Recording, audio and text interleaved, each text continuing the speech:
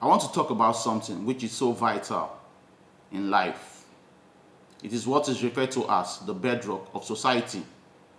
It is none other than education, which is the key to life. Anyone who is educated is knowledgeable. He knows his left from his right, and he has good understanding. The Obaro you see on the roads extorting money from bus drivers, which came into being during the Bola Tinubu reign as governor, will know better that, look, I'm bigger than this. I can't be on the streets, on the roads, extorting drivers and vandalizing their vehicles. They will know that those buses are key infrastructures which are providing service for the country and for the states. So people are educated in three places. Firstly, at home.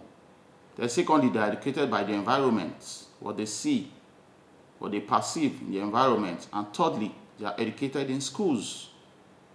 This episode will deal with education in the schools. The way the government of Nigeria has handled education is a clear indication that they intend to keep the youths uneducated. If you don't have education, you don't know your left from your right. You don't know where you are going. And this is exactly what they've been doing to us. How can ASU be on strike?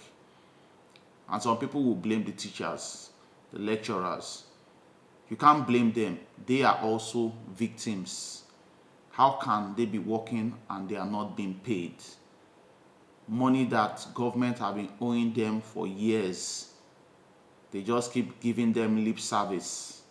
So they are also victims. So we, the youths, we need to rise up and face and fight for them and fight for yourself. Because if you are not educated, you are no one in the society. That's just the gospel truth.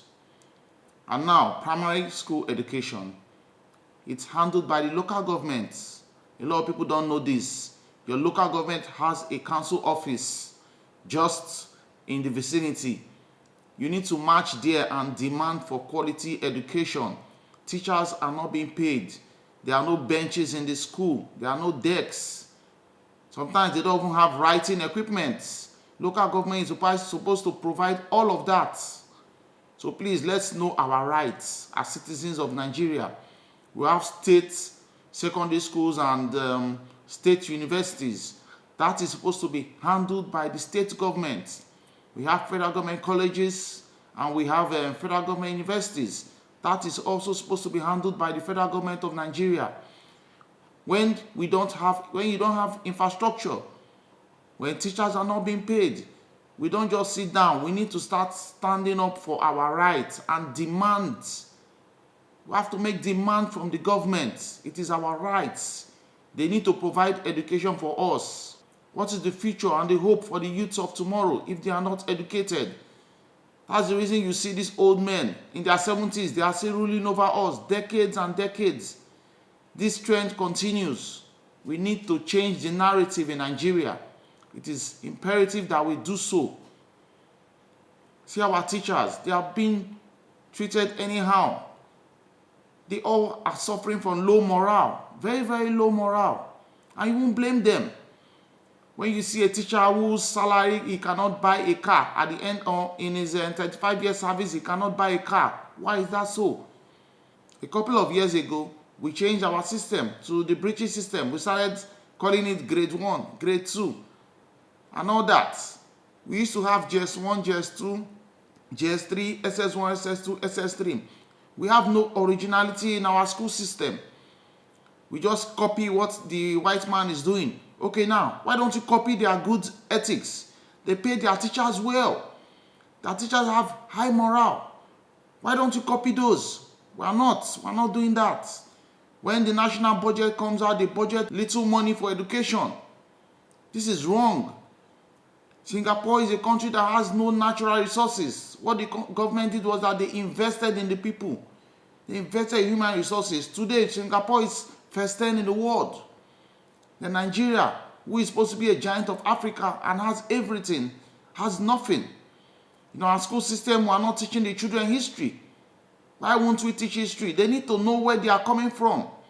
How do we know where we are going to when we don't know where we are coming from? Our children need to be taught right. A lot of things need to be addressed in the educational sector in Nigeria. When you pay teachers poorly, you encourage them to go into corruption. The next thing you know, because they have bills that they must meet and they have to pay bills, what do you expect?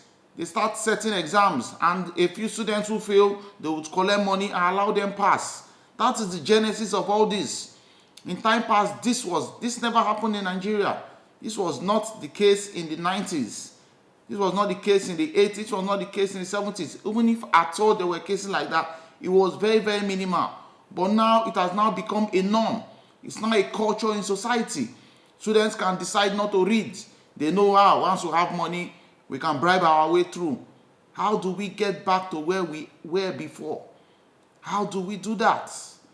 The government need to step up. The government need to be intentional. The government schools are so poor, dilapidated, roof leaking, see students sitting on tires. A school should be a haven, a safe haven whereby students are happy that they want to go to school because school have facilities. Our school have no facilities. You go to some school, there is no water. Oh no, man, Nigeria has really lost it. We've lost a lot of things. We've lost it. And we need to go back to where we are coming from. Things were a lot better before now. I don't know why the world is progressing. There's technology, there's information, yet we are still stagnant. It's not supposed to be so. Please pay our teachers. Please encourage education. It's as bad as nobody wants to be a teacher again in Nigeria. You tell the youths, you'll be a teacher. They're angry. People are going for youth service. They post them to schools to go and teach. They are upset. Nobody wants to be a teacher because nobody wants to work where they will not be paid. Nobody wants to work where they will suffer. It's crazy. We need to do more. We need to do more, and more can be done. But the government needs to be intentional. How can it be that the only place you can get quality education is private schools? Why is that so? Private school is taking over. In the developed world, government school and private school match standards. Their standards are equal.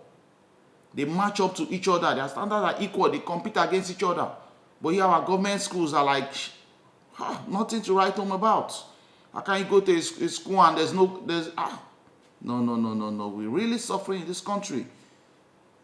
And they call us the giant of Africa. How is Nigeria a giant of Africa when basic things we don't have? Things that are basic, so common. Primary school, secondary school is free abroad because they want their people to be learned. It's free. University, they won't subsidize that for them. But when we Nigerians go there to school, they give us high fees. But they subsidize it for their citizens because they would know that education is the bedrock of society. Without education, you are nowhere in life. And they want to continue ascending the ladder,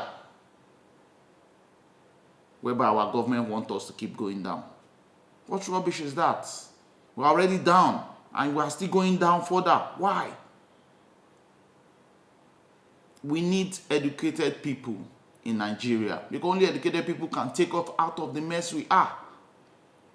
When it comes to job, give the right person who has the right qualification the job. Stop doing man no man. He's my relative, so I have to give him the job. Give the right people who are educated. There are so many people in Nigerian public service who are not educated. They just came up with a false certificate. They never went to school. Whereby those who actually went to school and studied are jobless. Why do they have false certificates? They forged it, and the schools were in collaboration because of the same corruption.